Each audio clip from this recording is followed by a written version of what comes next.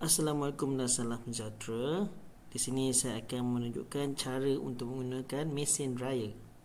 Pertama, keluarkan pakaian yang telah dicuci tadi daripada mesin basuh. Kemudian, masukkan pakaian itu ke dalam mesin pengering.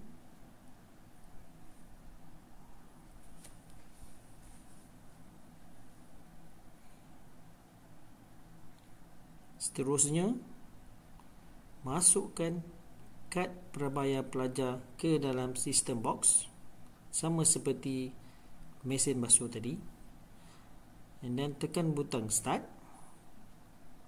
and then please remove your card. Kita keluarkan kad pelajar tadi, pergi ke mesin pengering, tekan butang on off tersebut. Setelah on, kita tekan butang start untuk memulakan proses pengeringan. Amat mudah. Sistem di mesin basuh dan mesin pengering kita semua telah diprogram oleh pakar-pakar kita. Jadi para pelajar tidak perlu untuk menekan atau memusing mana-mana butang di mesin basuh dan mesin pengering.